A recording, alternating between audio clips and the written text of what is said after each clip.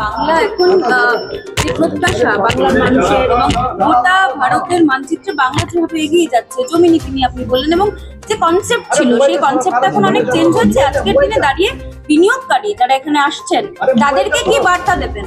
তাদের যে বার্তাটা আমরা দিচ্ছি এটা হচ্ছে যে আমাদের আগে অনেকটা সমস্যা ছিল পশ্চিমবঙ্গে, সেই সমস্যাগুলো এক এক করে আমরা সমাধান করার চেষ্টা করছি।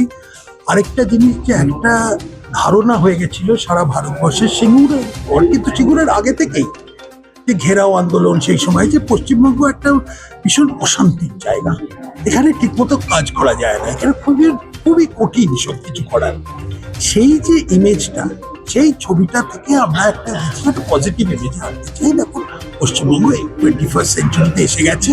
21st সেঞ্চুরি আমরা টেকনোলজি সব নিয়ে আমরা এগোতে চাই। আর এই ওয়েস্ট বেঙ্গল সব শিল্পপতি, ব্যবসায়ী সবাইকে সারা ভারতবর্ষ থেকে আমরা আবেদন করছি, আরেকবার আসুন, পশ্চিমবঙ্গটাকে দেখুন, আপনারা ডিসঅ্যাপয়েন্টেড হবেন না। জমির কথা, জমি নীতি এবং অনেক বন্ধ কলকারখানা সেখানকার জমি পড়ে রয়েছে। বিগত সরকারের আমলে অনেক জমি, সেগুলো বিনিয়োগের কথা বললেও সেগুলো ব্যবহার হয়নি। সেই জমিগুলো নিয়ে আপনাদের কোনো ভাবনা ছিল? হ্যাঁ, তো আমি যে কথাটা বললাম, এই মানে যে তিনটে ধরনের, একটা হচ্ছে ল্যান্ড পুল যেটা আছে, সেটাকে আগে হয়তো ডিমান্ডও ছিল না, এখানে দিতেও না, এখন প্রচুর ডিমান্ড হয়েছে। যতটা ডিমান্ড আসবে সেটাতে আমরা মেটাতে পারবো না, তাই জন্যে আমাদের নিজেদের আবার ল্যান্ড অ্যাকুইজিশন নিজেদের সরকারের করতে হবে।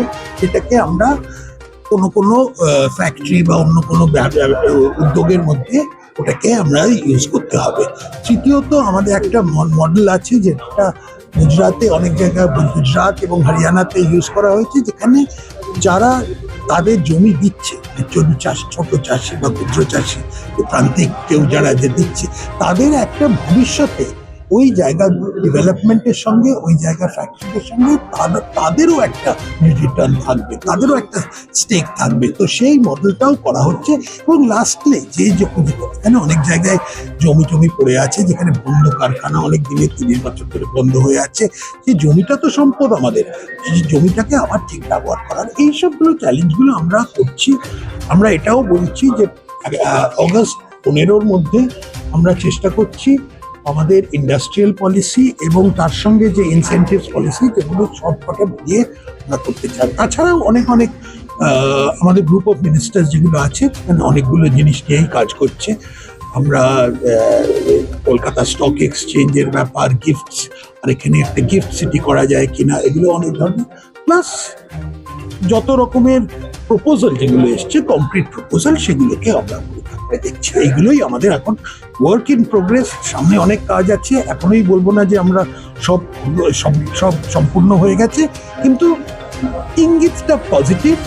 আর আমরা আশা করি সামনের দিনে এক এক করে আপনাদের কাছে, সবাইকার কাছে ভালো খবর দিতে পারবো।